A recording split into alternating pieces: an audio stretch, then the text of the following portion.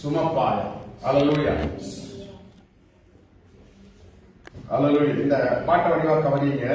உலகோர் உன்னை பகைத்தாலும் உண்மையாய் அன்பு கூறுவாயா, உற்றார் உன்னை வெறுத்தாலும் உந்தன் சிலுவையை சுமப்பாயா, உனக்காக நான் மரித்தேனே எனக்காக நீ என்ன செய்வாய். முதலாவது அடி. உலக மேன்மை அற்பம் என்றும் உலக ஆஸ்தி குப்பை என்றும் உள்ளத்தில் நின்று கூறுவாயா, ஊழியர் செய்ய வருவாயா. இதுதான் இந்த பாட்டுடைய வரி. என்னோட சேர்ந்து நீங்கள் பாடலாம். அவர் அதில் எடுக்கையில போல இருக்கு. ஓகே. உலகோர் உன்னை பகைத்தாலும் உண்மையாய் அன்பு கூறுவாயா. மறுபடியும் உலகோர் உன்னை பகைத்தாலும் உண்மையாய் அன்பு கூறுவாயா. மறுபடி உலகோ உன்னை பகைத்தாலும் உண்மையாய் அன்பு கூறுவாயா, ஊற்றார் உன்னை வெறுத்தாலும் உந்தன் சிலுவையை சுமப்பாயா. உலகோர் உன்னை பகைத்தாலும் உண்மையாய் அன்பு கூறுவாயா, ஊற்றார் உன்னை வெறுத்தாலும் உந்தன் சிலுவையை சுமப்பாயா. உனக்காக நான் மரித்தேனே எனக்காக நீ என்ன செய்வாய். உனக்காக நான் மரித்தேனே எனக்காக நீ என்ன செய்வாய். உலகோர் உன்னை வெறுத்தாலும் உண்மையாய் அன்பு கூறுவாயா, ஊற்றார் உன்னை வெறுத்தாலும் உந்தன் சிலுவை சுமப்பாயா. உலக மேன்மை ஆர்ப்பமென்றும் உலக ஆசை கோப்பையென்றும் உலக மேன்மை ஆர்ப்பமென்றும் உலக ஆஸ்தி கோப்பையென்றும் உள்ளத்தில் நின்று கூறுவாயா, எனக்காய் ஊழியம் செய்வாயா. உனக்காக நான் மரித்தேனே எனக்காக நீ என்ன செய்வாய். உனக்காக நான் மரித்தேனே எனக்காக நீ என்ன செய்வாய். உன் சித்தம் செய்ய உங்களுடைய வார்த்தையை கொண்டு என்னோடு பேசுங்க. என்னை தாழ்த்துகிறேன். உங்களுடைய சித்தம் செய்ய, எனக்காக மரித்த இயேசுவுக்கு நான் சித்தம் செய்ய என்னை தாழ்த்துகிறேன். என்னோடு பேசுங்க. தடைகளை உடையுங்க, கற்றுத்தாருங்க. இயேசுவின் நாமத்தினால் ஒப்பு கொடுத்து செபிக்கிறோம் எங்கள் ஜீவன நல்ல பிதாவே. ஆமென். ஹல்லேலூயா. நம்முடைய ஆண்டவர் நல்லவர். அவர் எனக்காக சிலுவை சுமந்தவர். ஆமென். அந்த சிலுவை சுமந்து இயேசுவுக்கு நான் என்ன செய்ய வேண்டும் என்கிறது வேதம் நமக்கு கற்றுத் தருகிறது. அந்த வேத பாடத்தினுடைய கருத்தை விளங்கிக் கொண்டு எங்களுடைய வாழ்க்கையை சிறந்து நாம் எழுதி பிரகாசிக்க கர்த்தர் நமக்கு அனுக்கிரகம் செய்வாராக. ஆமென். ஹல்லேலூயா. ஆகையால் நாம் திருப்பிக் கொள்வோம். வெளிப்படுத்தின விசேஷம் 1ஆம் அதிகாரம் 16வது வசனத்தை நாம் திருப்பி வாசிக்க நாம் கடந்து செல்வோம்.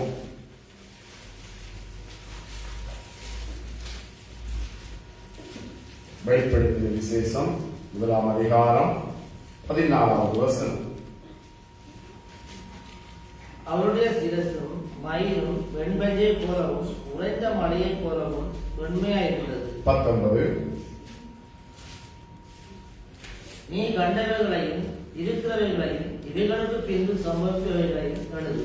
22. என் வலது கரத்தில் நீ கண்ட 7 நட்சத்திரங்களின் இரகசியத்தையும் 7 பொன் குத்துவிளக்குகளின் இரகசியத்தையும் எழுது. அந்த 7 நட்சத்திரங்களும் 7 சபைகளின் தூதர்களாகும். நீ கண்ட 7 குத்துவிளக்குகளும் 7 சபைகளாகும். ஹல்லேலூயா. இந்த வசனத்தின் அடிப்படையில் இன்றைய செய்திக்குள்ளாக நாம் கடந்து செல்ல போகிறோம். நாம் இந்த செய்திக்கு கொடுத்திருக்கிற தலைப்பு எதிர்ப்புகளும் எதிரிகளும் என்கிற தலைப்பில் வைத்து நம்மை பாதுகாக்கும்படியாகவும் பாதுகாப்புக்காக ஜெபிக்கும்படியாகவும் நாம் கடந்து செல்வதற்கு ஏதுவாக இந்த செய்திகள் நமக்கு இருக்கும். எதிரிகளும் எதிர்ப்புகளும் எதிரிகளும் இப்படிப்பட்ட ஒரு தலைப்பில் வைத்து நம்மை சிந்திக்கிட்டு நாம் உணர்வடைந்து நாம் நம்மை பாதுகாத்துக் கொண்டு மற்றவர்களை பாதுகாப்புக்காக ஜெபிக்கிற ஒரு திருச்சபையாக ஆண்டவர் இந்த 8வது ஆண்டுக்குள்ளாக நம்மை 8வது ஆண்டுக்குள்ளாக வழிநடத்தின ஆண்டவர் மீதி நாட்களுக்குள்ளாக நம்மை நடத்தி செல்லும்படியாக நாம் கருத்தாக உணர்வுள்ளவர்களாக முன்னேறி செல்வதற்கு அது ஏதுவாக இருக்கும். ஹல்லேலூயா. இந்த வெளிப்படுத்தினல் விசேஷத்துல 1ஆம் அதிகாரம் 1வது வசனத்திலிருந்து 14 வசனங்கள் மட்டும் விதைப்பதை குறித்து தெளிவாக நமக்கு போதிக்கிறது. நாம் ஒரு நன்மையை அனுபவிக்க வேண்டுமானால், ஒரு பலனை அடைய வேண்டுமானால், நமக்கு ஆசீர்வாதம் வர வேண்டுமானால் நாம் என்ன செய்வோம்? முதலாவது விதைக்க ஆரம்பிப்போம். அதனாலதான் 1லிருந்து 14 வசனங்கள் விதைப்பை குறித்து நமக்கு தெளிவாக போதிக்கிறது. அதனாலதான் திருச்சபையும் ஒரு நன்மையை காண வேணும், அறுவடையை காண வேணும், மகிழ்ச்சியை காண வேணும், வெற்றிகளை காண வேணும் என்கிற ஒரு எதிர்பார்ப்புக்கு இந்த சத்தியங்கள் நமக்கு உதாரணமாக இருக்கிறது. என்ன? விதைப்பவனை குறித்து தெளிவாக ஆண்டவர் அங்கே நமக்கு போதிக்கிறதை பார்க்கக்கூடியதாக இருக்கும். 14லிருந்து 19 மட்டும் நாம் கவனிக்கும் பொழுது அறுவடையை நமக்குள்ளாக கொண்டு வருகிற ஒரு சத்தியத்தை விளக்கப்படுத்துகிறதாக இருக்கும். முதலாவது விதைக்கிறவன், 2வது அறுவடையும், அறுவடைக்கு பின்பதாக 20ல இளைப்பாறுதலை குறித்து நமக்கு பேசுகிறதாக நமக்கு காண்பிக்கப்படும். அதாவது இயேசுவிட பிறப்பிலே இருந்து இயேசு கிறிஸ்துவோட பிறப்பிலே இருந்து பரிசுத்த இயேசு கிறிஸ்துவோட வருகை மட்டும் நம்முடைய விதைப்பும் அறுப்பும் உள்ள நாட்களாக இருக்கும். விதைப்பும் அறுப்பும் உள்ள நாட்களாக இருக்கும். அதற்கு பின்பதாக இளைப்பாறுதல் 1000 வருஷ அரசாட்சிக்குள்ள கொண்டு போய் நம்மை இளைப்பாற பண்ணுகிற செய்திகள் 1ஆம் அதிகாரம் 1வது வசனத்தில் இருந்து 20வது வசனம் மட்டும் நமக்கு தெளிவாக போதிக்கும். ஆனால் இன்றைக்கு அந்த சத்தியங்களை நம்முடைய சபைக்குள்ளாக நாம் கொண்டு வந்து தியானித்து சிந்தித்து நம்முடைய சபையுடைய வளர்ச்சிக்கு நாம் உட்படும் பொழுது அது ஆசீர்வாதமாக இருக்கும். முதலாவது விதைப்பு, 2வது அறுப்பு, 3வதாக இளைப்பாறுதல். இந்த கட்டத்தை திருச்சபை தாண்டி செல்லும் பொழுது இப்படிப்பட்ட ஒரு மகிழ்ச்சியை நமக்கு தரக்கூடியதாக இருக்கும். இந்த வெளிப்படுத்தின 1ஆம் அதிகாரத்தில் இந்த விதைப்புக்கும் இந்த அறுப்புக்கும் இந்த இளைப்பாறுதலுக்கும் ஒரு மனிதனை படம் பிடித்து காட்டுகிறது. அதாவது பழைய ஏற்பாட்டிலே சொல்லப்பட்டிருக்கிறதான ஆசாரியர், தேவனுக்கு முன்பாக நின்று பரிந்து பேசுகிற ஆசாரியரையும், ஆசாரியர் உடுத்தி இருக்கிறதான உடுப்பையும், அவருடைய பாதங்கள், சிரசுகள், அவருடைய கையில் இருக்கிற பட்டயங்கள் உரிய ஆசாரியனை படம் பிடித்து காட்டுகிறது. அப்ப திருச்சபை ஒரு ஆசாரியத்துவத்தின் தன்மையோடு தேவனுக்கு முன்பாக நிற்கும் பொழுது விதைக்கிறதுனாலும் அறுவடை அடையினாலும் இளைப்பாறுதலுக்குள்ளாக திருச்சபை கடந்து செல்லும் என்கிறதை தெளிவாக வேதம் நமக்கு போதிக்கிறது. ஹல்லேலூயா. கவனிக்கிறீங்களா? ஹல்லேலூயா. நம்முடைய திருச்சபை இந்த ஆண்டை கடந்து அடுத்த அறுவடைக்குள்ளாக, விதைப்புக்குள்ளாக, அறுவடைக்குள்ளாக, இளைப்பாறுதலுக்குள்ளாக நாம் கடந்து செல்ல வேண்டும் அல்லவா? ஹல்லேலூயா. இதை பார்த்த சங்கீதத்தின்படி கர்த்தர் எனக்கு நிழலாக இருக்கிறார். ஆமென். இளைப்பாறுதலை கொண்டு வருகிற, ஒரு பாதுகாப்பை கொண்டு வருகிற, ஒரு தஞ்சம் அடைவை கொண்டு வருகிற, ஒரு அமைதியை கொண்டு வருகிற ஒரு ஸ்தலமாகிய தேவன் நம்மை இந்த திருச்சபை இந்த ஆண்டில மாற்ற வேண்டும். அந்த மாற்றுகிறதுக்கு தடையாக இருக்கிற எதிரிகளையும் எதிர்ப்புகளை நாம் சவாலாக சந்தித்து அவைகளை மேற்கொள்ளும் பொழுதுதான் இந்த ஆசீர்வாதம் நமக்குள்ளாக வரும். ஆமென். எங்கு பார்த்தாலும் புலம்பலும் கண்ணீர்களும், எங்கு பார்த்தாலும் கதர்களும் ஏன் என்கிற ஒரு புலம்பல் உள்ள வாழ்க்கை உள்ள ஜனங்கள் மத்தியில தேவனுடைய திருச்சபை விதைப்போடையும் அறுவடையோடையும் இளைப்பாறுதலோடும் இருக்கும் பொழுது ஜனங்களுக்குள்ளாக அந்த சத்தியம் கடந்து செல்லும். ஆமென். இதுக்காகத்தான் இந்த வேதம் நமக்கு இப்படியாக கற்றுத்தருகிறது. ஹல்லேலூயா.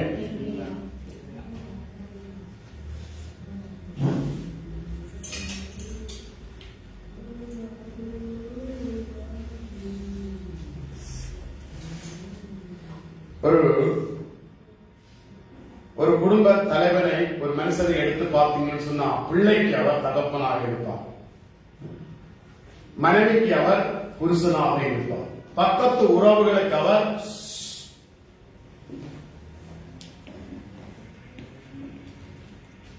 பக்கத்து உறவுகளுக்கு அவர் என்னவாயிருப்பார்? நண்பராக இருப்பார். தொழிற்ஸ்தானத்திலே அவர் ஒரு வேலைக்காரனாக இருப்பார். தன்னுடைய வீட்டில வேலை செய்கிறவர்களுக்கு அவர் எஜமானனாக இருப்பார். சபையில ஊழியக்காரனாக இருப்பார். ஒரு மனிதன் பல கோணங்களிலே பார்க்கப்படுகிறது. அதுபோல்தான் திருச்சபையை ஆண்டவர் பல கோணங்களாக அவர் என்ன செய்கிறாராம்? பார்க்கிறார். ஏன் இந்த வெளிப்படுத்தின விசேஷத்தில 1ஆம் அதிகாரங்களில இப்படித்தான் பார்க்கப்படுகிறது. மாணவனாக பார்க்கப்படுகிறது. மாணவனாக வளர்ச்சி அடைகிற ஒரு மாணவனாகத்தான் பார்க்கப்படுகிறது. ஆசிரியராக இருந்து அந்த இயேசு கிறிஸ்து ஆசாரியன் என்ன செய்கிறார்? அவரை படிப்பிக்கிறார், அவரை உயர்வுக்குள்ளாக நடத்துகிறார், ஆசீர்வாதங்களுக்குள்ளாக நடத்துகிறதுக்கு அவர் முற்படுகிறார். அப்ப சபை வளர்ச்சி அடைய வேணும். சபை இந்த சவால்களை, எதிரிகளையும் எதிர்ப்புகளை மேற்கொண்டு அந்த சபையினுடைய ஆசீர்வாதங்களை அடைய வேண்டும் என்கிறது வேதம் நமக்கு தெளிவாக போதிக்கிறது. இந்த எண்ணங்களை ஏன் விதைக்கிறது என்று சொன்னால், வருகிற ஆண்டுல உங்களுக்கு ஒரு சவாலாக இந்த தேசத்திலே உங்களுக்கு நீங்கள் விளைவுகளை கொண்டு வருகிற, ஆசீர்வாதங்களை கொண்டு வருகிற ஒரு திருச்சபையாக நீங்க மாற முடியும். ஹல்லேலூயா. அப்ப தேவனுடைய அந்த ஆசீர்வாதம், விதைப்பையும் அறுப்பையும் இளைப்பாறுதலும் உள்ள ஆசீர்வாதத்தை திருச்சபையில் கொண்டு வருகிறதுக்கு சபையை ஆண்டவர் கவனிக்க வேண்டியதாக இருக்கிறது. ஹல்லேலூயா. கவனிக்கிறார். அதை கவனிக்கிற விதத்தை வேதம் நமக்கு தெளிவாக போதிக்கிறது. எப்படி? அங்கங்கே வேதத்தை தியானித்து பார்க்கும் பொழுது நாம் பின்பற்றக்கூடிய தலைவனாக திருச்சபை இருக்கிறதா என்று சொல்லி அங்கங்கே திருச்சபையை குறித்து எழுதப்பட்டிருக்கிறது. ஜனங்கள் பின்பற்றுகிற ஒரு தலையான கல்லாக, மூல கல்லாக, எல்லாரும் அந்த கல்லிடத்தில் வரக்கூடிய ஒரு மூல கல்லாக, ஒரு வீட்டை கட்டுகிறதுக்கு மூலையில் இருந்து ஆரம்பிக்கிறது போல திருச்சபை ஒரு தலையாக பார்க்கப்படுகிறது. அதனால்தான் சபை பின்பற்றக்கூடிய ஒரு தலைவனாக இருக்கிறதா என்று சொல்லி வேதம் நமக்கு போதிக்கிறது. கேட்கக்கூடிய இந்த தலையாகிய திருச்சபையில் இருந்து ஜனங்களை ஆசீர்வதிக்கக்கூடிய கள்ள தீர்க்கதரிசனங்கள், கள்ள போதனைகள், கள்ள அடையாளங்கள் இந்த உலகத்தை நடக்கும் பொழுது இந்த மூலக்கண்ணில் இருந்து கேட்கக்கூடிய செய்தி, ஜனங்களை உயிர்ப்பிக்கக்கூடிய வார்த்தைகளை பேசக்கூடிய பிரசங்கிகள் இருக்கிறார்களா என்று சொல்லி கவனிக்கப்படுகிறதாம் திருச்சபையை. இதெல்லாம் வேதத்தில் இருக்கிற ஒரு சத்தியங்கள். மூலக்கல்லாகிய தலையாக இருக்கிறதா திருச்சபை? அந்த திருச்சபையிலே ஜனங்களை உயிர்ப்பிக்கக்கூடிய பிரசங்க வார்த்தைகள் இருக்கிறதா? மூன்றாவதாக கீழ்ப்படியக்கூடிய ஒரு தகுதியான ஒரு கணவனாக இந்த திருச்சபை இருக்கிறதா? கணவன் மனைவி கணவனுக்கு கீழ்ப்படிய சொல்லி இருக்கிறது, கணவன் மனைவியை நேசிக்க சொல்லி இருக்கிறது. அப்ப திருச்சபை ஒரு தலைமை தாங்கி மற்றவர்களை நேசித்து நடத்துகிற ஒரு கணவனாக இருக்கிறதா என்று கவனிக்கப்படுகிறதா? மற்றது மதிக்கக்கூடிய ஒரு தந்தையாக திருச்சபை பார்க்கப்படுகிறதா? எல்லா ஜனங்களும் ஆலயத்துக்கு வரும்போது என்ன செய்வார்கள்? அப்படி அமைதியாக இருக்க பார்ப்பார்கள். கண்டபடி தெளிவன் தூக்க பயப்படுவார்கள். தெளிவான ஆலயத்துக்குள்ள கரைக்க பயப்படுவார்கள். ஏதாவது சத்தத்தை மெதுவாக கரைக்க பார்ப்பார்கள். ஏன்?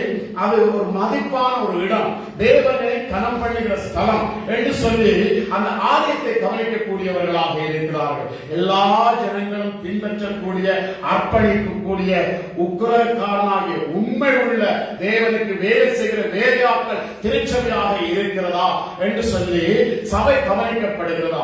இப்படியான சத்தியங்களை நம்முடைய சபையில பாழாக்குகிறதுக்கு, அதை விட்டு நம்மை விட்டு அகர பண்ணுகிறதுக்கு எதிரிகளும் எதிர்ப்புகளும் நம்முடைய இந்த நாட்களே வருகும் பொழுது நாம் உடனடியாக அறிந்து கொள்ள முடியும். என் தேவனுடைய சத்தியங்களை, ஆசீர்வாதங்களை பாழாக்க வருகிற தன்மைகள் என்று சொல்லி எதிர்த்து நிற்கக்கூடியதாக இருக்கும். ஹல்லேலூயா. விதைப்பு, அறுப்பு, இளைப்பாறுதல். ஹல்லேலூயா. இந்த ஆண்டில கர்த்தருக்கு முன்பாக இதை செபிக்க நீங்கள் ஆரம்பிங்க. ஆண்டவரே, நாங்கள் விதைக்க வேண்டும் தேவனுக்காக. ஹல்லேலூயா. தேவனுக்காக நாங்கள் அறுவடை செய்ய வேண்டும். விதைக்கிறவன் எப்படியாவது அறுவடை செய்யாமல் இருப்பார்களா? விதைக்கிறதே அறுவடை செய்வதற்காக. ஆமென். ஆனால் விதைத்தவர்கள் இடையிலேயே காற்று வந்தும் மழையும் வந்தும் சேதங்கள் வந்தும் அதை அடித்துக் கண்டு போனால் விதைத்தின் சிறியாசம் வீணாகி அறுவடை இல்லாத ஒரு ஏமாற்றத்துக்குள்ள தள்ளப்பட்டு போயிடும். அதுக்காகத்தான் எதிரிகளையும் எதிர்ப்புகளையும் நாம் இணங்க கொண்டு எதிர்த்து நிற்க வேண்டியவர்களாக இருக்கிறோம். ஹல்லேலூயா. ஹல்லேலூயா. இந்த விதைப்புக்கும் இந்த அறுவடைக்கும் இந்த இளைப்பாறுதலுக்கும் தேவன் எப்படியாக உத்தரவாதம் பண்ணுகிறார் என்றால் எபேசியர் 1ஆம் அதிகாரம் 3வது வசனத்துக்கு நேராக நாம் திருப்பி வாசிக்க கேட்போம். எபேசியர் 1ஆம் அதிகாரம் 3வது வசனம். நம்முடைய கர்த்தராகிய இயேசு கிறிஸ்துவின் பிதாவாகிய தேவனுக்கு ஸ்தோத்திரம். அவர் கிறிஸ்துவுக்குள் உன்னதங்களிலே ஆவிக்குரிய சகல ஆசீர்வாதத்தினாலும் நம்மை என்ன செய்திருக்கிறாராம்? ஆசீர்வதித்து இருக்கிறார். திருச்சபை விதைக்கிறதிலே சோரக்கூடாது, திருச்சபை அறுவடையிலே பின்வாங்க கூடாது, திருச்சபை இளைப்பாறுதலிலே தவித்து விடக்கூடாது என்பதற்காக தேவன் முன்கூட்டியே திருச்சபை என்ன செய்கிறாராம்? ஆசீர்வதித்திருக்கிறாராம். ஹல்லேலூயா, ஹல்லேலூயா. பாத்தீங்களா, வேதம் நம்ம எவ்வளவாக நம்ம உயர்ந்த எண்ணங்களாக வைத்து போதிக்கிறது. நமக்குள்ளே இருக்கிற சோர்வுகள், நமக்குள்ளே இருக்கிறதான எதிர்ப்புகளை தேவாவியானவர் புதுக்கி எறியும் பொழுதுதான் இந்த அறுவடையும் இந்த இளைப்பாறுதலும் நமக்குள்ளாக வரும். ஆமென், ஹல்லேலூயா. ஏன் வார்த்தையை விதைக்கிறேன் சொன்னால், இந்த வார்த்தைகள் ஜனங்களுக்குள்ளாக பாயும் பொழுது நமக்குள் முன்பாக இந்த ஆசீர்வாதத்துக்கு வருகிற தடைகளை நாம் காணும் பொழுது, அறியும் பொழுது, அப்பாலே சாத்தான் என்று சொல்லி கடிந்து கொண்டு எதிர்ப்புகள் மேல மிதித்து நடந்து தேவ வாக்குத்தத்தங்களின் ஆசீர்வாதங்களை இந்த ஆண்டில் நாம் அனுபவிக்க வேண்டியவர்களாக மாறிவோம். ஹல்லேலூயா, ஹல்லேலூயா. பாருங்களா, 3வது வசனத்தை நம்முடைய கர்த்தராகிய இயேசு கிறிஸ்துவின் பிதாவாகிய தேவனுக்கு ஸ்தோத்திரம். அவர் கிறிஸ்துவுக்குள் உன்னதங்களிலே ஆவிக்குரிய சகல ஆசீர்வாதத்தினாலும் என்ன செய்திருக்கிறாராம்? நம்மை ஆசீர்வதித்திருக்கிறார். ஹல்லேலூயா.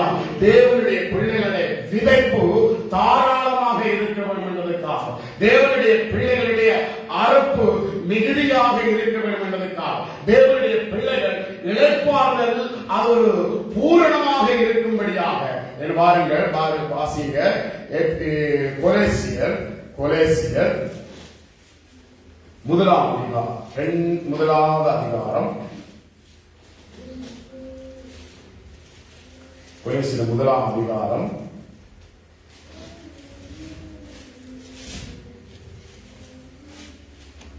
19வது வசனம். சகல பரிபூர்ணமும் அவருக்குள்ளே வாசமாயிருக்கும். ஹல்லேலூயா. என்னவா? சகல பரிபூரணம் ஆருக்குள்ளாம்? திருச்சபைக்குள்ளாக, இயேசுவுக்குள்ளாக.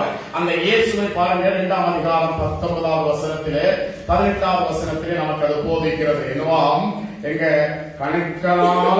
கட்டுக்களானாலும் உதவி பெற்று இணைக்கப்பட்டு தேவ வளர்ச்சிக்காக வளர்ந்தேறுகிற சரீரம் முழுவதையும் ஆதரிக்கிற தலையை பற்றிக் கொள்ளாம். அதாவது நம்முடைய மூட்டுக்களை சதையின் நரம்புகளால் மூடி அந்த சரீரத்துக்கு என்னவா? இயேசு தலையாக இருக்கிறாராம். அந்த தலையில் இருந்துதான் சபையினுடைய வளர்ச்சி, சபையினுடைய விதைப்பு, சபையினுடைய அறுவடை, சபையினுடைய இளைப்பாறுதல் உண்டாகிறது என்ற செய்தியை அந்த 1ஆம் அதிகாரம் 19வது வசனத்தையும் 2ஆம் அதிகாரம் 18வது வசனத்தையும் நமக்கு கோர்த்து தெளிவுபடுத்தி நமக்கு போதிக்கிறது. என்னவா? சகல பரிபூரணம், சகல விதமான ஆசீர்வாதங்களும், சகல விதமான நன்மைகளும், சகல விதமான விதைப்பு, சகல விதமான அறுவடை, சகல விதமான இளைப்பாறுதல், சகல விதமான எல்லா வளங்களும் தேவனுடைய திருச்சபைக்குள்ளாக இயேசு கிறிஸ்துவின் மேல இணைக்கப்பட்டிருக்கிற திருச்சபைக்கு உண்டாகிறது. ஹல்லேலூயா. பாத்தீங்களா? ஏன் இந்த சத்தியங்களை உங்களுக்கு விதைக்கிறேன் என்று சொன்னால், உங்களுக்கு தெரிந்திருக்க வேணும். எதிர்ப்புகளும் எதிரிகளையும் இனம் கண்டுகொண்டு அவைகளை காக்கிற, அவைகளை துரத்துகிற, அதை விரட்டுகிற இந்த ஆசீர்வாதத்துக்கு, எந்த ஆசீர்வாதத்துக்கு? விதைப்புக்கு, அறுப்புக்கு, இளைப்பாறுதலுக்கு தடையாக வருகிற இந்த காரியங்களை மேற்கொள்கிறதுக்காக. ஹல்லேலூயா. அதை அப்போஸ்தலனாகிய பவுல் 15ஆம் அதிகாரத்தில் தெளிவாக, ரோமர் 15ஆம் அதிகாரம் 31 நாம் வாசிக்கும் பொழுது தெளிவாக நமக்கு கற்றுத் தருகிறார். அசதியாக இருக்கிறவர்கள்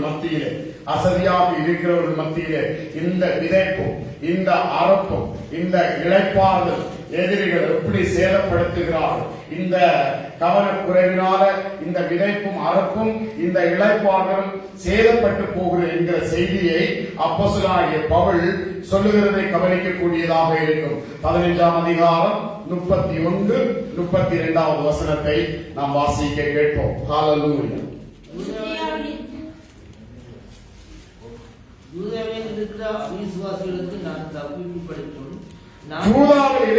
யூதேயாவில் இருக்கிற அவிசுவாசிகளுக்கு நான் தப்புவிக்கப்படும் படிக்கும். நான் எருசலேமில் உள்ள பரிசுத்தவான்களுக்கு செய்ய போகிற தர்ம சகாயம் அவர்களால் அங்கீகரிக்கப்படும் படிக்கும். 32. நீங்கள் தேவனை நோக்கி செய்யும் ஜெபங்களில் நான் போராடுவது போல நீங்களும் என்னோடு கூட போராட வேண்டும் என்று நம்முடைய கர்த்தராகிய இயேசு கிறிஸ்து நிமித்தமும் ஆவியானவருடைய அன்பு நிமித்தமும் உங்களை வேண்டிக் கொள்கிறேன். ஹalleluya. போராடுங்க. என்னத்துல? ஜெபத்துல போராடுங்க. இந்த அவிசுவாசத்துக்குள்ள அசுத்த ஆவிகள் புகுந்து அவர்களை எழுப்பிவிட்டு இப்படிப்பட்ட எழுப்புதலுக்கு தடையாக இருக்கும்படிக்கு அவை இயக்கியிருக்கிறதை பவுல் இனம் கண்டு கொண்டு அவர் மரணத்துக்கு பயப்படுகிறவர் அல்ல, மரணத்தை அவர் பொருட்டாக எண்ணுகிறவர் அல்ல, ஒரு மரணத்துக்கு பயந்து தன்னுடைய காலை பின்னடையை செய்கிறவர் அல்ல.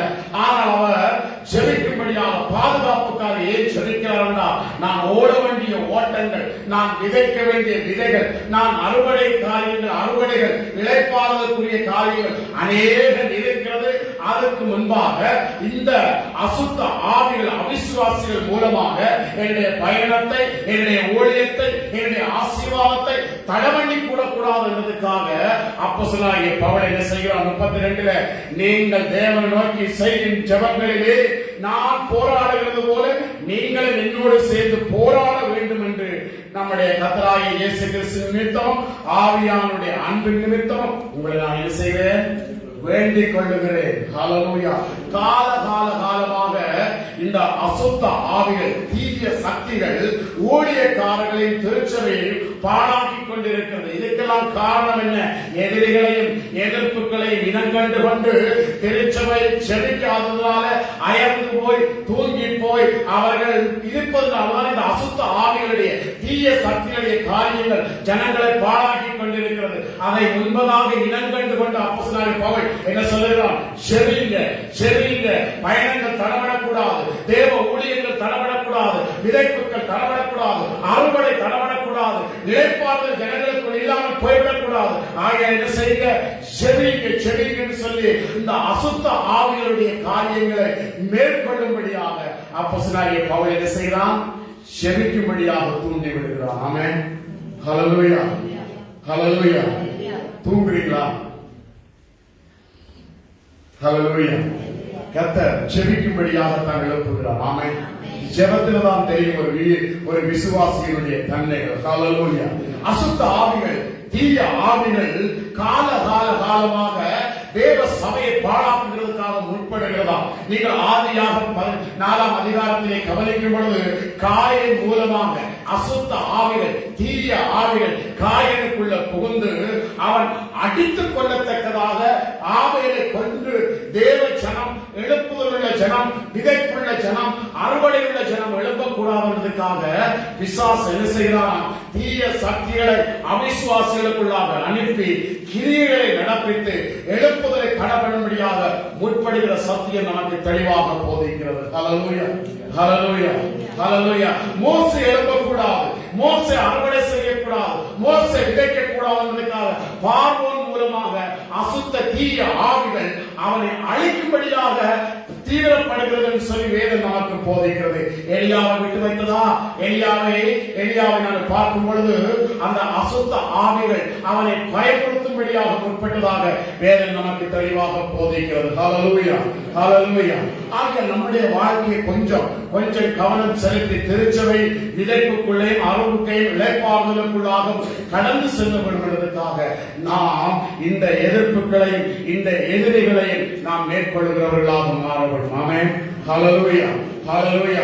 இதைத்தான் அந்த வெளிப்படுத்தின விசேஷத்துல 1ஆம் அதிகாரத்திலே பார்க்கிறோம். ஒரு ஜெப வீரனாக, தேவனிடத்தில் பரிந்து பேசுகிறவராக, தேவனுடைய நன்மைகளை ஜனங்களுக்குள்ளே கொண்டு வருகிறவராக, பாவத்துக்காக பலி செலுத்துகிறவர்களாக, தேவன் பார்க்க கூடாதபடிக்கு இருக்கிற தன்மைகளுக்காக தன்னுடைய ஆடுகள் மூலமாக பலியை செலுத்தி இரத்தத்தின் மூலமாக சுத்திகரிப்பை உண்டு பண்ணி தேவனே இறங்கும் என்று கதறுகிற ஒரு ஆசாரியனாக, ஒரு ஜெப கலசத்தோடு தேவ பலிபீடத்தில் இருக்கிற ஆசாரியனை படம் பிடித்து காட்டுகிறதுதான் வெளிப்படுத்தின 1ஆம் அதிகாரம் 1வது வசனம். ஆமென்.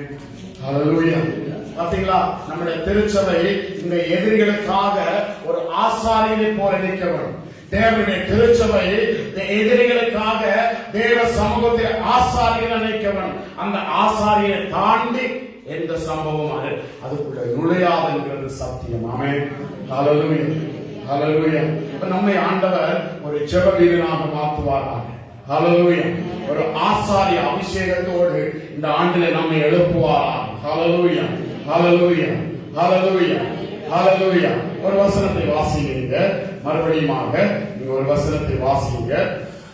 எங்கே சொன்னால் 2 தெசலோனிக்கேயர் 3ஆம் அதிகாரம் 1வது வசனத்தை நீங்க வாசிங்க. 2 தெசலோனிக்கேயர் 3ஆம் அதிகாரம் 1வது வசனம். கடைசியாக சகோதரரே, உங்களிடத்தில் கர்த்தருடைய வசனம் பரம்பி மகிமைப்படுகிறது போல எவ்விடத்திலும் பரம்பி மகிமைப்படும் படிக்கும் துர்க்குணராகிய பொல்லாத மனுஷர் கையில் நின்று நாங்கள் விடுவிக்கப்படும் படிக்கும் எங்களுக்காக வேண்டிக் கொள்ளுங்கள். விசுவாசம் எல்லாரிடத்திலும் இல்லையே. எழுப்புதல் எங்கே இருக்கிறதா? எங்கே இருக்கிறது? கவனித்தீங்களா?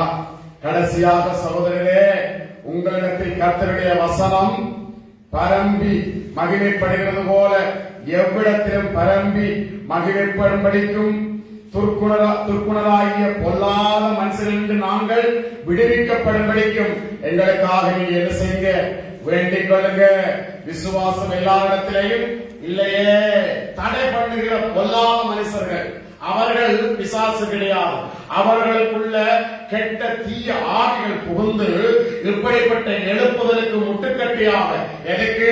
விதைக்கிற காரியத்துக்கு, அறுக்கிற காரியத்துக்கு, இழைப்பாளர்களான காரியத்துக்கு இந்த பொல்லாத மனிதர்கள் மூலமாக பவுல் என்ன செய்கிறார்? இவர்கள் தான் தடை பண்ணுகிறவர்கள்.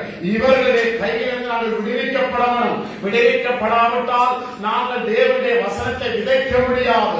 தேவனுடைய நாமம் மகிமைப்பட முடியாது. ஆகிய தேவனிடத்தில் பரந்து பேசி நீங்க ஜெபம் பண்ணுங்க.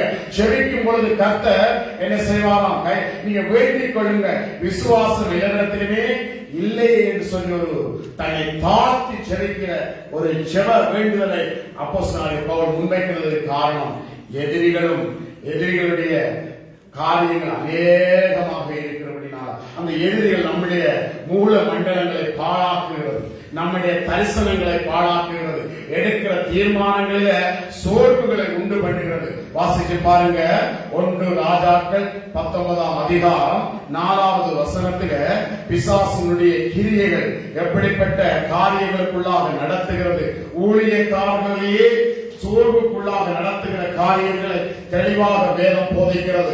1 ராஜாக்கள் 19ஆம் அதிகாரம் 4வது வசனத்தை பார்க்கும் பொழுது, அவன் வனாந்திரத்தில் ஒரு நாள் பிரயாணப்பட்டு போய் ஒரு சூரச் செடியின் கீழ் உட்கார்ந்து தான் சாக வேண்டும் என்று கேள்வி, போரும் கர்த்தாவே என் ஆத்மாவை எடுத்துக்கொள்ளும், நான் என் பிதாக்களை பார்க்க நல்லவனில்லை என்று சொல்லி ஒரு சூரச் செடியின் கீழ் படுத்துக் கொண்டு நித்திரை பண்ணினான். அப்பொழுது தூதன் அவனை தட்டி எழுப்பி, எழுந்திரு, போஜனம் பண்ணு என்றான். அவன் விழித்து பார்த்த பொழுது இதோ தலையில் சுடப்பட்ட அடையும் ஒரு பாத்திரத்தில் தண்ணீரும் அவன் தலைமாட்டில் இருந்தது. அப்பொழுது அவன் புசித்து குடித்து திரும்பவும் படுத்துக் கொண்டான். கர்த்தருடைய தூதன் திரும்ப 2ஆம் தினம் வந்து அவனை தட்டி எழுப்பி, எழுந்திரு, போஜனம் பண்ணு, நீ பண்ண வேண்டிய பிரயாணம். ஹல்லேலூயா. அங்கதான் சபையை வருகிறது. பயணம் வெகு தூரம். ஹல்லேலூயா. தேவன் வருக மட்டும் விதைப்பும் அறுப்பும் இளைப்பாறுதலும் திருச்சபைக்கு ஒரு சுதந்திரமான ஒரு ஆசீர்வாதமான ஒரு சொத்து. இந்த சொத்தை அடையாதபடிக்கு, இந்த ஆசீர்வாதங்களை திருச்சபை பெற்றுக் கொள்ளாதபடிக்கு எதிரிகளும் எதிர்ப்புகளும் கிருகை செய்கிறது. ஹல்லேலூயா. வல்லமையான ஊழியக்காரன், மரித்த பிள்ளையை உயிர்ப்பித்த ஊழியக்காரன், ஆகா ராஜாவுக்கு முன்பாக விரலன் வீட்டி தேவனுடைய நியாய தீர்ப்பை சொன்ன ஒரு தீர்க்கதரிசி, பாதாளர்களுக்கு முன்பாக நின்று சவால் விட்டு கர்த்தரே தேவன் என்று சொல்லி முழக்கமிட்டு நிரூபிக்கிற ஒரு தீர்க்கதரிசி, யோர்தானை கடந்து தேவனிடத்தில் எடுத்துச் செல்ல போகிற காரியத்திலே தேவ அபிஷேகம் நிறைந்த ஒரு தீர்க்கதரிசி, 3 வருஷம் 6 மாசம் மழை வானத்தை நிறுத்தக்கூடிய ஒரு வல்லமை உள்ள ஒரு தீர்க்கதரிசி என்ன சொல்கிறார்? நான் சாக வேண்டும். யாருக்கு? யேசபேல் என்கிற ஒரு பெண்ணுக்கு பயந்து தீர்க்கதரிசியாகிய எலியா என்ன சொல்கிறார்? நான் சாக வேண்டும். ஹல்லேலூயா. இந்த பிசாசுகளை துரத்துவதுதான் ஜெபம். ஆமென். சோர்வுகளை விரட்டுவதுதான் ஜெபம். ஹல்லேலூயா. நாம் 8வது ஸ்தோத்திர பலி ஆண்டை நாம் கொண்டாடுகிறோம். இந்த ஆண்டு முழுவதும் நமக்கு ஒரு வாக்குத்தத்தம் தேவன் கொடுத்திருந்தார். என்ன வாக்குத்தத்தம்? எல்லா ஜனத்துக்கும் ஜெப வீடு என்று எண்ணப்படும். ஆமென். ஹல்லேலூயா. அநேகரை ஆசீர்வதிக்கிற திருச்சபை, அநேகரை கட்டி எழுப்புகிற திருச்சபை, அநேகரை உயிர்ப்பிக்கிற திருச்சபை, ஆசாரியனை போல இந்த பலன தேசத்தில் இருந்து அநேகரை பந்தய பொருளுக்கு நேராக நடத்துகிற ஒரு திருச்சபை. இந்த திருச்சபைக்கு நேராக எதிரிகளும் எதிர்ப்புகளும் ஏராளம். தீர்க்கதரிசியாகிய எலியாவை சோர பண்ணுகிற ஒரு தன்மைகள், அந்த தன்மைகள் அவனை தாக்க ஆரம்பித்தது.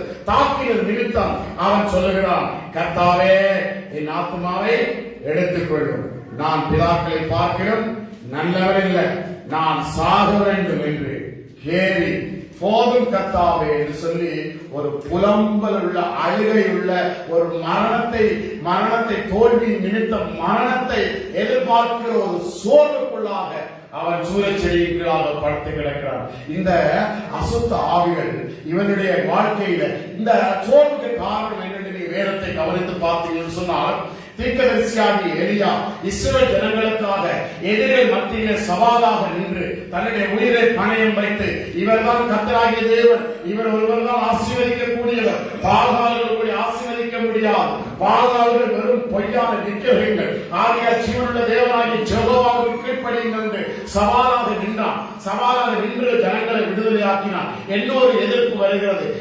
எசபேலின் ஆவி மூலமாக, எசபேல் என்ற பெண்கள் மூலமாக ஒரு எதிர்ப்பு வருகிறது. அந்த எதிர்ப்பை அவன் எப்படி நினைத்தான்? விடுதலாக்கின ஜனங்கள் எனக்கு ஆதரவாக இருப்பார்கள், அவர்கள் துணையாக இருப்பார்கள், இந்த பெண்ணுடைய சத்தம் ஒன்றும் செய்யாது என்று சொல்லி திரும்பி வரும் பொழுது அந்த ஜனங்கள் எந்த ஆயத்தாரையும் பண்ணவில்லை, எந்த கேட்பும் பண்ணவில்லை, அவனை எந்த முகமெடுத்து பார்க்கவும் இல்லை.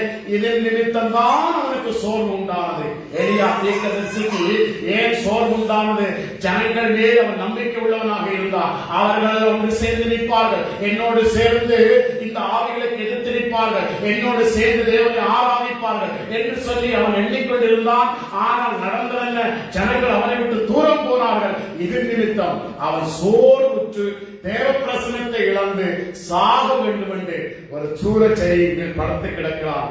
அப்பொழுதுதான் கர்த்தர் சொல்லுகிறார், நீ விதைக்கக்கூடியவன், ஆமென், நீ அறுவடைக்குரியவன். ஹல்லேலூயா.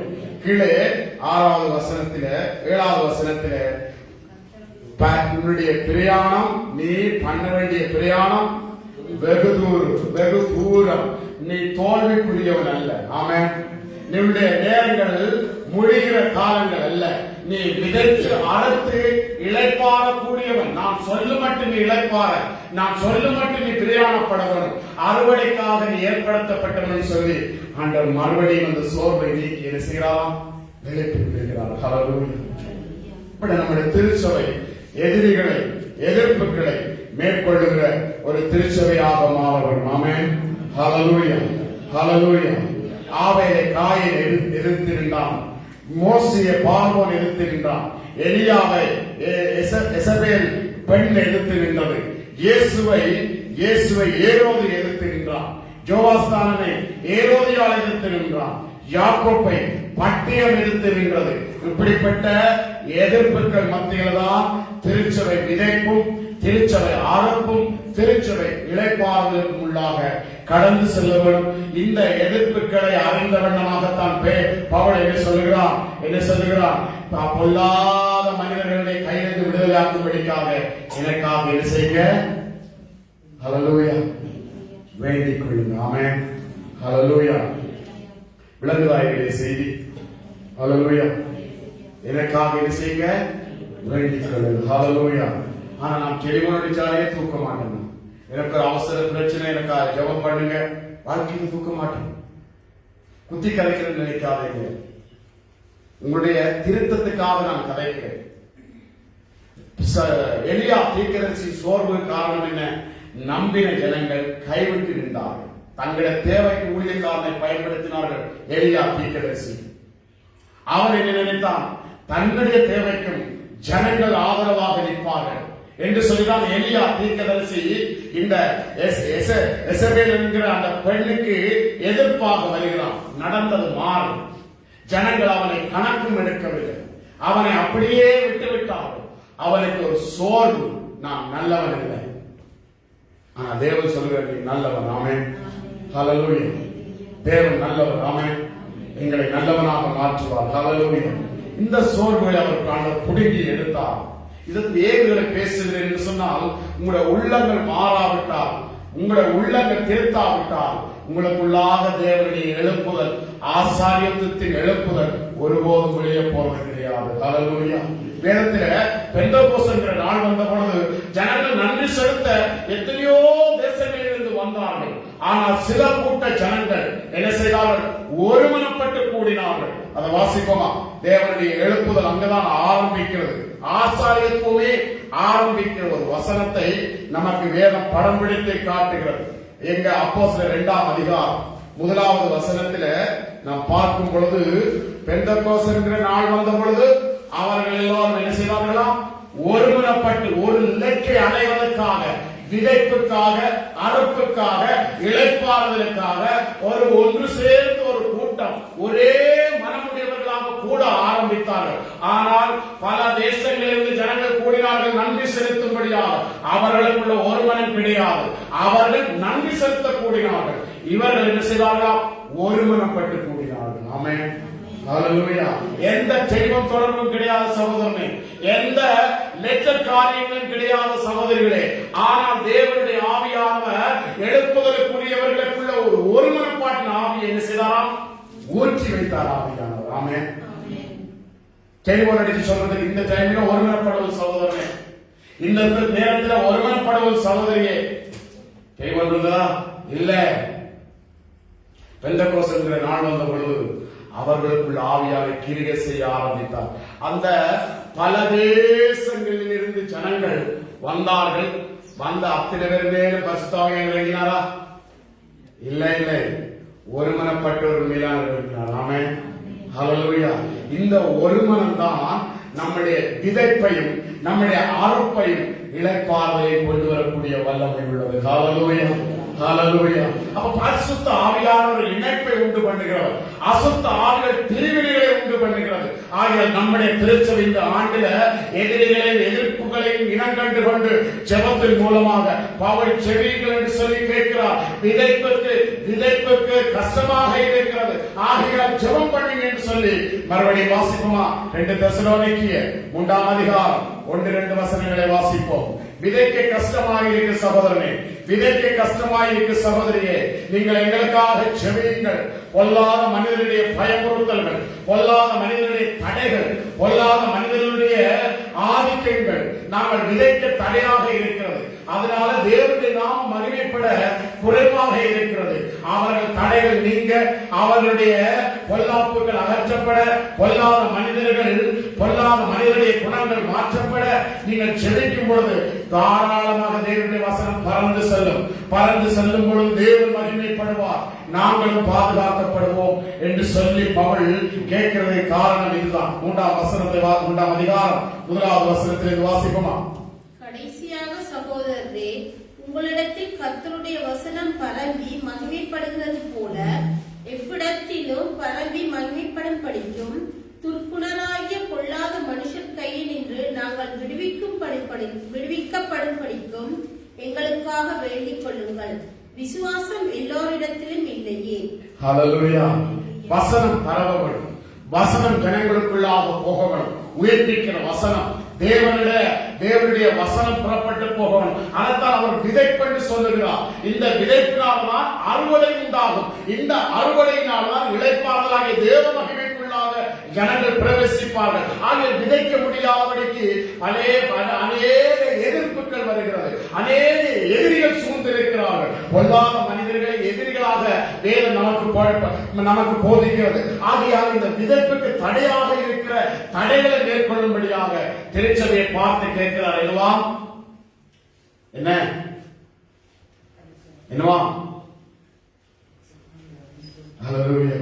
நம்ம எதுவாக கிடைக்கணுமா? நாங்கள் விதைக்கிறதுக்கு தடையாக இருப்பது பொல்லாத மனிதர்களுடைய கீழே. அதுக்கு நீங்க என்ன செய்ய சொல்லி கேட்கிறார்? ஜெபம் பண்ணுங்க. ஹல்லேலூயா. வருஷம் முடிய போகுது. வருஷம் முடிந்து அதே வருகிற ஆண்டுல போய் சொல்ல போறீங்க, நான் இப்படி செய்வேன் அப்படி செய்வேன்.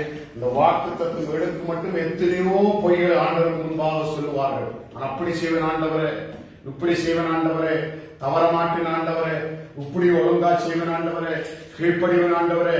ஏன் கூடாத வாக்குத்தத்தை தந்துருவா? அதனாலவே பொய் சொல்லி இந்த 8 வருடங்களை கழித்த தேவ ஆவியானவர் உங்களை உயிர்ப்பிப்பாரா இன்றைய நாட்களில்? ஹல்லேலூயா, ஹல்லேலூயா. உங்களை ஆண்டவர் இந்த நாட்களில எங்களுக்குள்ள நகை பெருகுது, சொத்துக்கள் பெருகுது, வண்டி பெருகுது, உடம்பு பெருகுது, ஜெபம் பெருகி இருக்குதா? யோசிச்சு பாருங்க. தேவ சமூகத்தில் உணர்வுடைய தேவன் உங்களை இன்றைக்கு கண்டிக்கிறது மாத்திரமல்ல, திருத்தும்படியாகத்தான் ஒரு ஆசாரியனா உங்களை எழுப்பும்படியாக எதிர்பார்க்கிறார். ஆமென். ஹல்லேலூயா, ஹல்லேலூயா. மறுபடியும் 2022 போய் சொல்லுவீர்களோ? வாக்குத்தத்தத்தை பெறுகிறதுக்காக ஆண்டவரே நான் இப்படி செய்வேன், இப்படி வருவேன், கொடுப்பேன், செய்வேன், கட்டுவேன், இடிப்பேன், நாட்டுவேன், இப்படியெல்லாம் செய்வேன் ஆண்டவரே. அதை வேண்டி பார்த்த உடனே ஓ நல்ல வாக்குத்தத்தம், நாளைக்கு அவன் அந்த பக்கமே காண கிடைக்காது. எவ்வளவு ஒரு எதிரிகளுடைய அட்டகாசம், எதிரிகளுடைய ஆவிகள் எப்படி ஜனங்களை வஞ்சிக்கிறது. இந்த வஞ்சகத்திலிருந்து ஜனங்கள் விடுதலையாக்கப்படுகிறதுக்காக பவுல் என்ன சொல்லுகிறார்? துர்க்குணராகிய பொல்லாத மனிதர்கள் என்று ஜனங்கள் விடுதலையாக்கப்படும்படிக்கு. ஹல்லேலூயா. நாங்கள் விதைக்கிறதுக்காக, நாங்கள் விதைத்த வசனத்துக்கு ஏற்ற அறுவடையை காண்கிறதுக்காக, இதன் மூலமாக தேவன் மகிழ்ச்சி அடைந்து சந்தோஷப்படுகிறதுக்காக என்ன செய்யுங்க சபையாரே? என்ன செய்யுங்க? ஜெபம் பண்ணுங்க. ஹல்லேலூயா. தேவனுடைய ஆவியானவர் நம்மை ஒரு உணர்வுள்ள ஒரு திருச்சபையாக தான் வைத்திருக்கிறார். ஆமென். உங்களுக்குள்ள அந்த சத்தியங்களை ஆண்டவர் வெளியேற்றுவார்கள். ஆமென். ஹல்லேலூயா, ஹல்லேலூயா. மறுபடியுமாக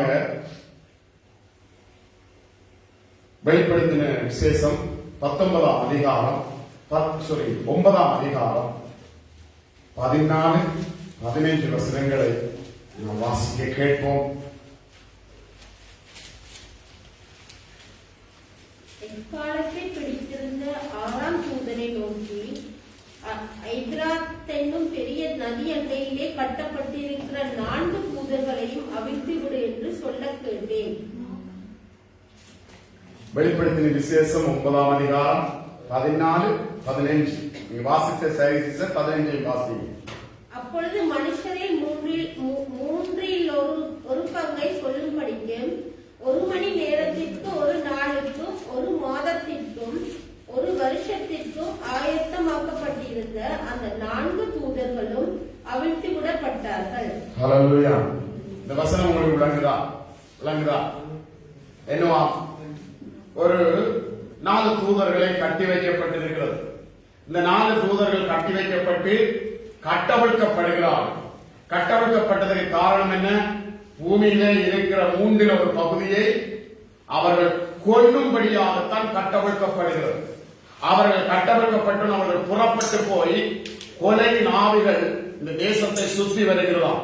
அந்த சுற்றி வருகிறதுக்கு கொடுக்கப்பட்டிருக்கிற நேரம் 1 மணி, 1 நாள், 1 மாசம், 1 வருஷம் அவர்களுக்கு கொடுக்கப்பட்டிருக்கிறது. இந்த கொலையின் ஆவிகள் ஜனங்களை கொல்லும்படியாக புறப்பட்டு வருகிறது. இதுக்காகத்தான் தேவன் ஜெபம் என்கிற ஒரு போர்க்களத்தையே அவர் வைத்திருக்கிறார். திருச்சபையை ஒரு ஆசாரியனாக வைத்திருக்கிற காரணம் இந்த கொலையின் ஆவிகளை நாம் மேற்கொள்ளுகிறதுக்காக. இந்த உலகத்திலேயே ஒரு 6 மில்லியன் ஜனங்கள் இருந்தால் எத்தனை மில்லியன் ஜனங்கள் சாகும் கவனிக்கிறீங்களா? 6 மில்லியன் ஜனங்கள் இருந்தா எத்தனை ஜனங்கள் சாகும்? அது நீங்க கவனிக்கிறது உண்மையானது. அதை சொன்ன மாதிரி 2 மில்லியன் ஜனங்கள் சாகும். ஏன்? 3 ஒரு பகுதி சாகும் என்ற அந்த இடத்தில் எழுதப்பட்ட எக்காலத்தை ஊதும் பொழுது எக்காலம் ஏன் ஊதப்படுகிறது சொன்னால் மகிழ்ச்சிக்காக, பண்டிகைக்காக, ஆயத்தத்துக்காக, சபை கூடுதலுக்காக. போன கிழமை புதன்கிழமை பார்த்தோம். எண்ணாகமம் 10ஆம் அதிகாரம் 1-6 வசனங்களுக்குள்ள பண்டிகைக்காக, ஆசாரிப்புக்காக, வெற்றிக்காக, ஆயத்தத்துக்காக, எச்சரிப்புக்காக எக்காலம் ஊதப்படும். அப்பொழுது எக்காலத்தின்படி அவர்கள் எப்படி ஊதப்பட்டதை பார்த்து அவர்கள் ஆயத்தப்படுவார்கள். 14ஆம் வசனத்தில் எக்காலத்தை பிடித்திருந்த 6ஆம் தூதனை நோக்கி ஐராத் என்னும் பெரிய நதி அண்டையிலே கட்டப்பட்டிருக்கிற 4 தூதர்களை கட்டவிழ்த்து விடு என்று சொல்ல கேட்டு, அப்பொழுது மனுஷர்கள் 3 ஒரு பங்கை கொல்லும்படிக்கு 1 மணி நேரத்திற்கும், 1 நாளுக்கும், 1 மாதத்திற்கும், 1 வருஷத்திற்கும் ஆயத்தப்பட்டிருந்த அந்த 4 தூதர்கள் கட்டவிழ்க்கப்பட்டார்கள். கொலைவெறியோடு வருகிற ஆவிகள். இந்த ஆவிகளில் இருந்து ஜனங்களை காப்பாற்றுவதற்காகத்தான் போர்க்களம் என்கிற திருச்சபையின் ஆசாரியத்துவம். ஆமென், ஹல்லேலூயா. ஒரு சகோதரன் அடிக்கடி எனக்கு சொல்லுவார், ஒரு 5 நிமிஷமாவது சேர்ச்சில வந்து செவித்தாத்தான் இதனுடைய ஆவி அமைதலாக இழைப்பார்களாக. இதெல்லாம் ஒரு தேவ ஆவியானுடைய உந்துதல். இந்த கொஞ்ச துளியை வைத்துத்தான் நாம் பெரிய துளிகளாக மாற முடியும், பெரிய எழுப்புதலாக மாற முடியும். இப்படித்தான் வேதம் நமக்கு போதிக்கிறது. என்ன?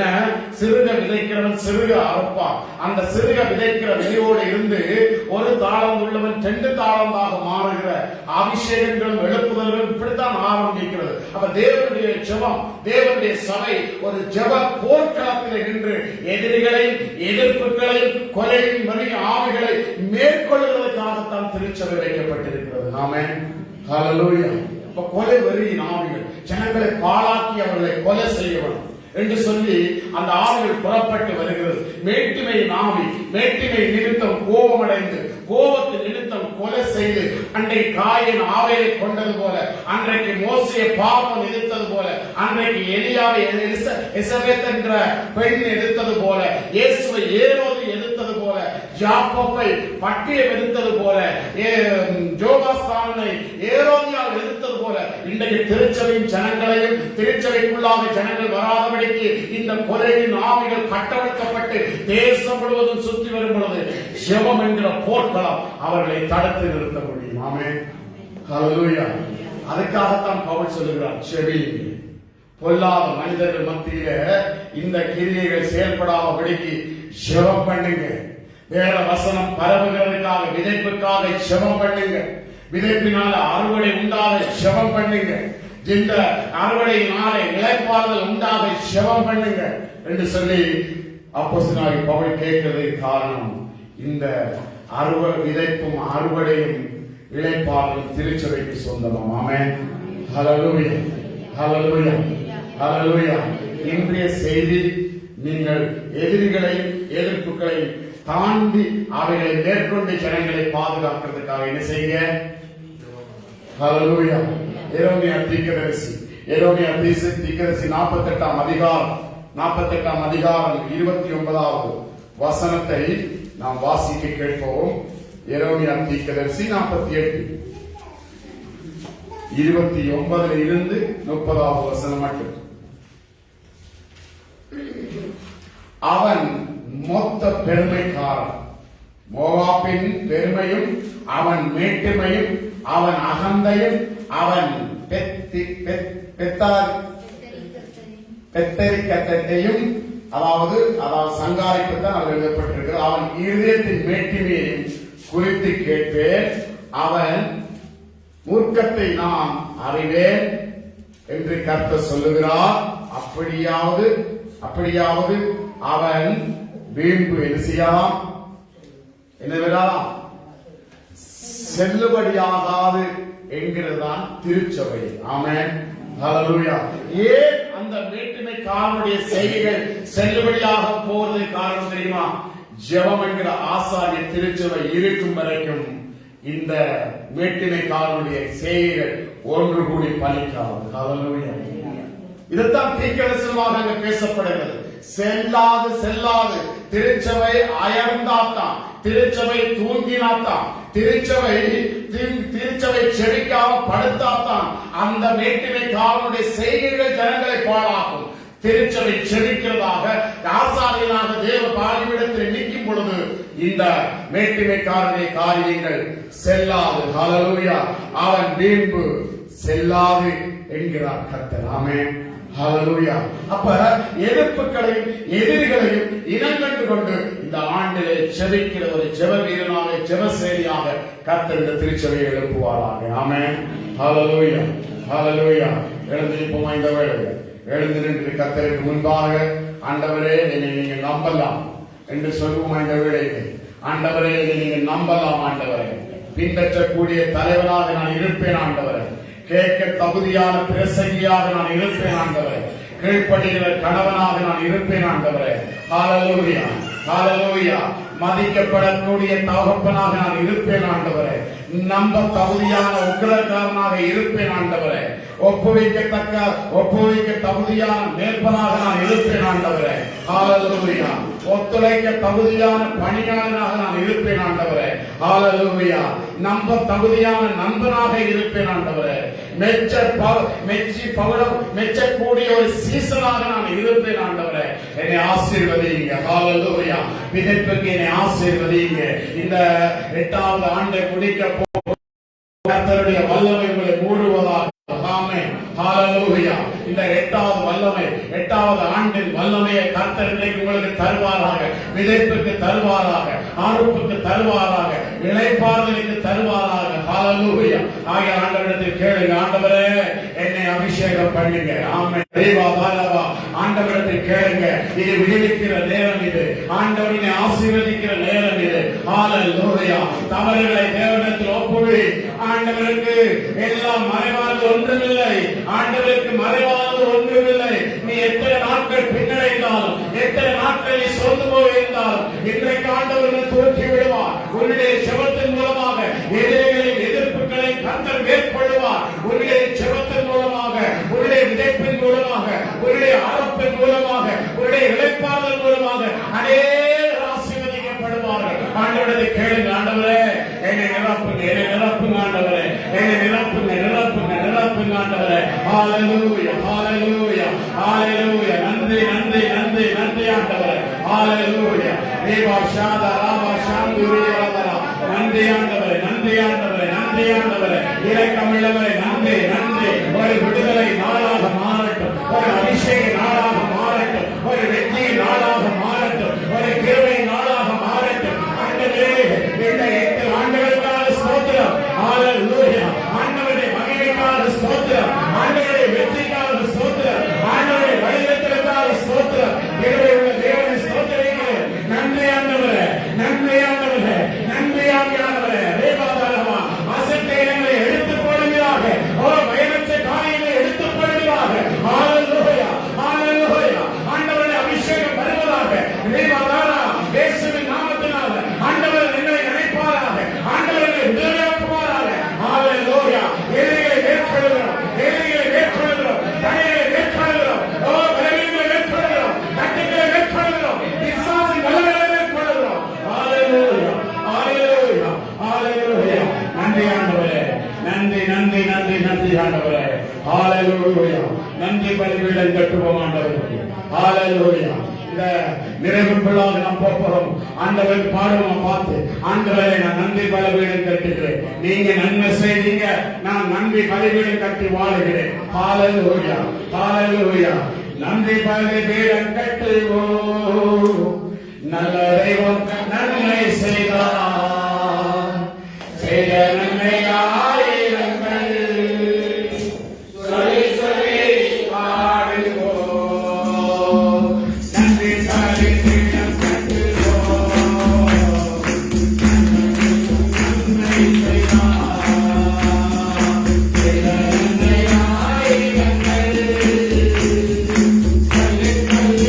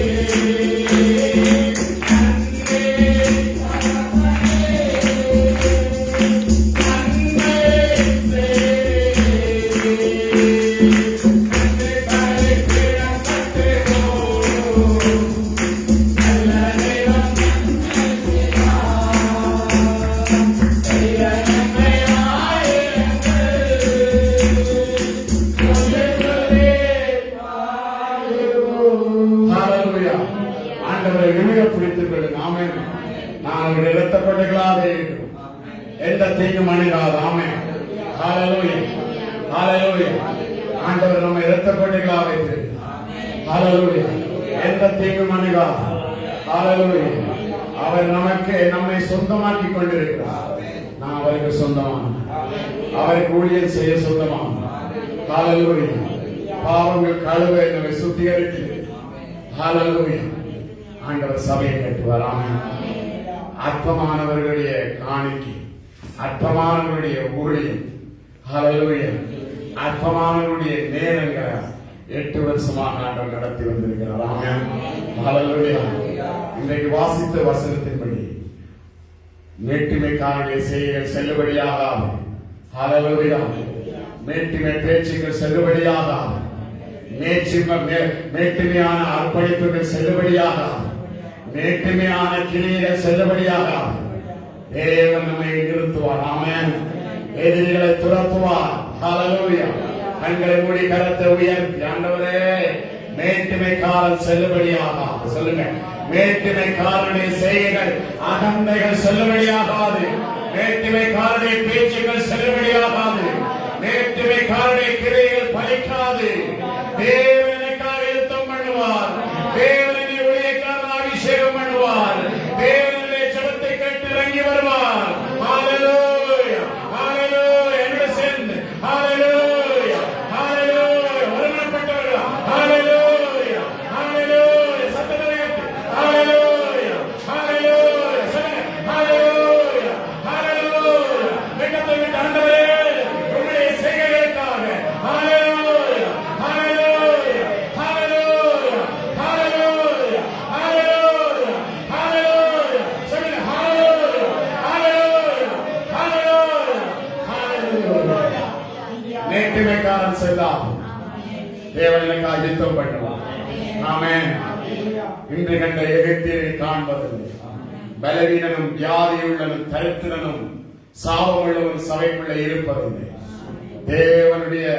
தேவனுடைய நாமத்தின் மகிமைக்காக நாங்கள் விதைக்கிறோம். ஆமென். ஹல்லேலூயா. விதைக்கிறோம். சொல்லுங்க, விதைக்கிறோம். நாம் விதைக்கிறோம். ஆமென். விதைப்பிருந்த அறுப்பு இருக்கு. ஹல்லேலூயா. அறுப்பிருந்த இளைப்பாறுதல் இருக்கு. ஹல்லேலூயா. சொல்லுங்க, நான் விதைக்கிறேன் ஆண்டவர்.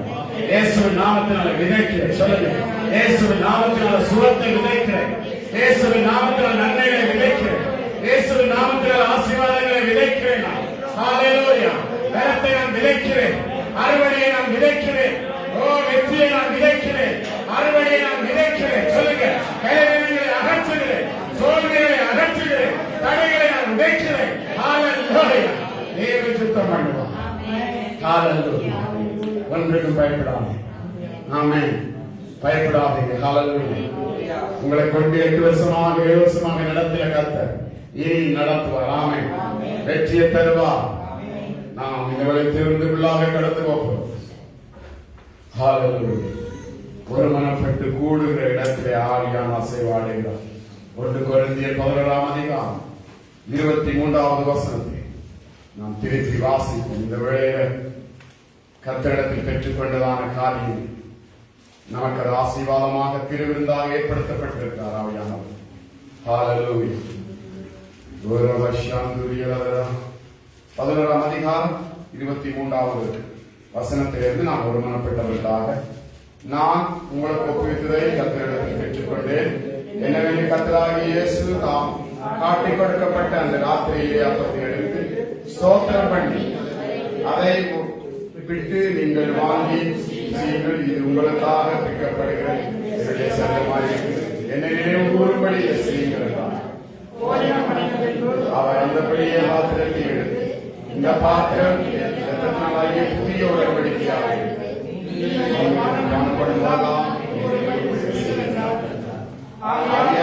இந்த அப்பத்தை ருசித்து இந்த பாத்திரத்தை பானம் போதெல்லாம் வருமானம் அவருடைய மரணத்தை தெரிவித்தீர்கள். இப்படி இருக்கிற இவன் பாத்திரமாய் கர்த்தருடைய பந்தியை அப்பத்தை ருசித்து அவருடைய பாத்திரத்தில் பானம் பண்ணுகிறானோ அவன் கர்த்தருடைய சரீரத்தை இரத்தத்தை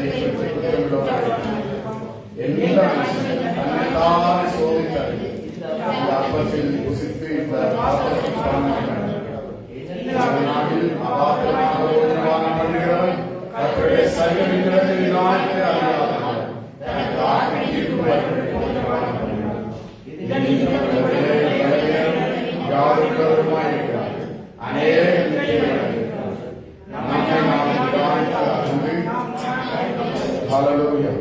நம்மை நாம் நிதானித்து அறிந்தால் நாம் நியாய தீர்ப்பு அடைய மாட்டோம் என்று சொல்லப்பட்டிருக்கிறது. ஆமென். நமக்கு வேதம் தெளிவாக போதித்திருக்கிறது. இயேசு சிலுவை பாடுகளுக்கு போவதற்கு முன்பாக தந்தை ஆயத்தப்படுத்தி அவருடைய பாதங்களை கழுவி அவருடைய சரீரத்துக்கு அடையாளமாக அப்பத்தை பிட்டு அவருடைய இரத்தம் சிந்துவதற்கு அடையாளமாக திராட்சை ரசத்தை அவர்கள் பருகினார்கள். இது நித்திய காலமான ஒரு உடன்படிக்கை. ஆமென். ஆகையால் நாம் இந்த வேளையில தேவனுடைய பந்தியில அமரப் போகிறோம். ரட்சிக்கப்பட்டவர்கள், மூழ்கி ஞானஸ்தானம் பெற்றவர்கள் இந்த பந்தியில அமர்கிறதுக்கு தேவன் அனுமதிச்சிருக்கிறார். ஆமென். வேதத்திலே இப்படியான போதனை. ஆனால் வெளியே கள்ள போதனை என்ன? பிறந்த குழந்தைக்கு ஞானஸ்தானம் கொடுத்து பாவம் என்று தெரியாத ஆட்களுக்கே அவர்கள் ஞானஸ்தானம் கொடுக்கிற கள்ள போதனைகளை நாம் அறிந்திருக்கிறோம். அதல்ல ஞானஸ்தானம். ஞானம் வந்தாப்பது மூழ்கி கழுவுதலுக்காக தண்ணீருக்குள்ளே மூழ்கி எடுக்கும் பொழுதுதான் ஜீவ புஸ்தகத்திலே பெயர் எழுதப்படும். நாங்கள் இந்த திருவிருந்தில் அமருகிற அபிஷேகம் பேரெழுதப்படாத இருக்கிற ஜனங்களை பேரெழுதக்கூடிய திருமுழுக்குள்ளாக கொண்டு வரும். ஆமென். விசுவாசிக்கிறவன் பலன். ஆமென். இந்த திருவிருந்து இந்த எண்ணத்தோடு நீங்க இருங்க. என்னை சுத்திகரித்த இரத்தம் அவர்களை சுத்திகரிக்க போதுமானது. ஆமென். அவர்களுடைய பாவத்துக்காக தன் சரீரத்தை பலியாக கொடுத்ததான இயேசுவுடைய சரீரம் அவர்களை மன்னித்து திருச்சபைக்குள்ளாக கொண்டு வரும் என்ற விசுவாசத்தோடு தான் நாம் பந்தியில் அமரப் போகிறோம். ஆமென். ஆகிய சற்று ஒரு நிமிடம் நீங்கள் தாழ்த்தி உங்களை ஆராய்ந்து பார்த்து ஏதாவது குற்ற உணர்வு அடைந்தால் இன்றைக்கு ஆண்டவர் சொல்லி மன்னிப்பு கேளுங்க. ஆண்டவரே, நான் நம்முடைய பிள்ளை, நான் அசுத்தத்துக்குரியவன் அல்ல. பண்டி தன்னுடைய சேற்றை நாடும், நாய் தன் கக்கினதை திரும்பும். நாங்களோ உங்களுடைய பண்ணைகள் ஆண்டவர், உங்களுடைய ஜனங்கள் ஆண்டவர், அழகுக்கு தூரமானவர், பாவத்துக்கு ஆண்டவர் தூரமானவர்கள் ஆண்டவர், முதுகுக்கு பின்னால எறிந்து விடப்பட்ட பாவத்தை முதுகுக்கு பின்னால எறிந்து விட்டு இருக்கிறீங்க. நாங்கள் திரும்பி பார்க்க முடியாத ஆண்டவர். கிழக்குக்கு மேற்கு எவ்வளவு தூரமோ அவ்வளவு தூரமா எங்கள் அக்கிரமங்கள் மன்னிக்கப்பட்டிருக்கிறது. அதை நாங்கள் திரும்பி போய் பார்க்க முடியாத ஆண்டவர். அப்படிப்பட்ட ஒரு நல்ல தெய்வத்தை நாங்கள் நோக்கி பார்ப்போம். எங்கள் தவறுகளை மன்னிக்கும்படியாக செய்கிறோம். ஹல்லேலூயா. ஹல்லேலூயா.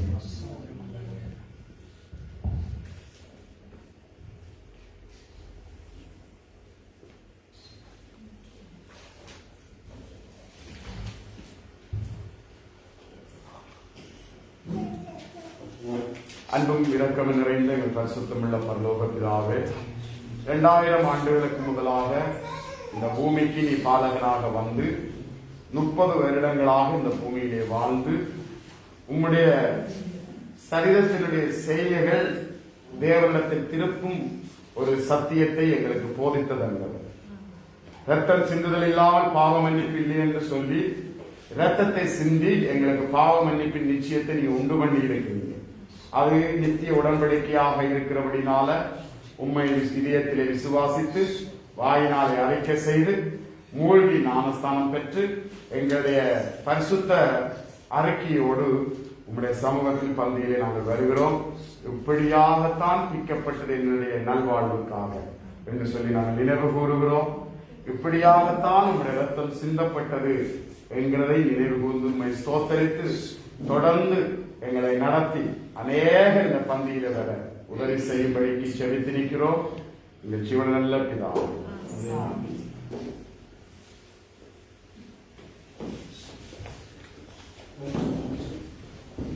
கர்த்தருடைய சரீரம், கர்த்தருடைய சரீரம், கர்த்தருடைய சரீரம், கர்த்தருடைய சரீரம்,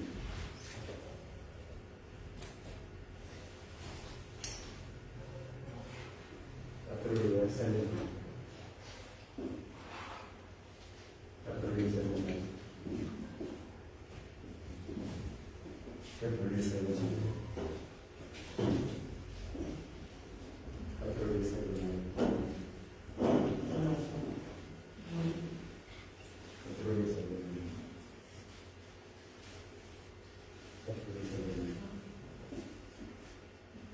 கர்த்தருடைய சரீரம், கர்த்தருடைய சரீரம்,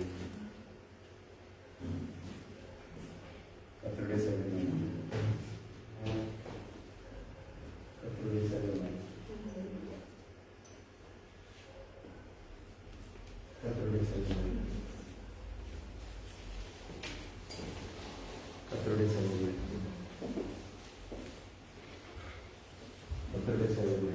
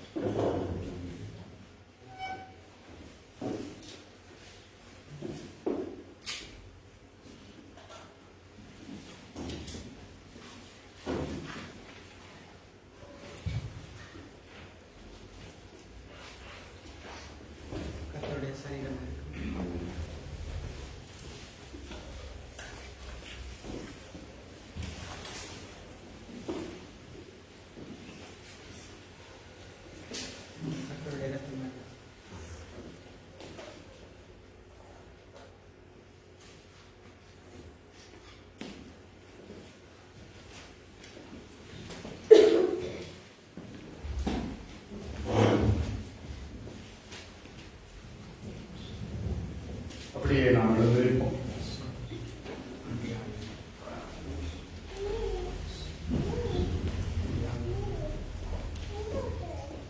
ஒரு நல்ல ஒரு நேரம், எங்களுடைய மனசாட்சியில ஒரு நிலைப்பாடு, மனசாட்சியில ஒரு சந்தோஷம், மகிழ்ச்சி, ஒரு சமாதானம். இந்த திருவிருந்தின் மூலமாக ஆண்டவர் என்னை ஆசீர்வதித்திருக்கிறார். ஆமென். ஒரு விதைப்பும் ஒரு ஆரப்பும் ஒரு இளைப்பாறுதலும் இன்றைக்கே நாங்கள் அனுபவிக்கிறோம். ஆண்டவரே, இந்த திருவிருந்து மூலமாக என்னுடைய பாவங்கள் மன்னிக்கப்பட்டு நாம் தேவனுக்குரியவன் என்கிற சமாதானம் எங்களை ஆண்டு கொள்ளுகிறதை நாங்கள் விசுவாசிக்கிறோம், அறிந்தும் ஸ்தோத்தரிக்கிறோம். இந்த சமாதானம் கிடைக்கப்படுகிறதுக்கு ஏதுவாக எந்த விஷயத்திலும் ஈடுபடாதபடி இதே உற்சாகம், இதே ஒரு மகிழ்ச்சி, இதே ஒரு விதைப்பு, அறுப்பு, இளைப்பாறுதலுக்குள்ளாக எங்களை நடத்தி செல்கிறார்கள். எங்கள் பிள்ளைகளும் எங்கள் முதியோர்கள் ஒவ்வொருவருக்குள்ளாகவும் இந்த ஆசீர்வாதம் கடந்து செல்லும்.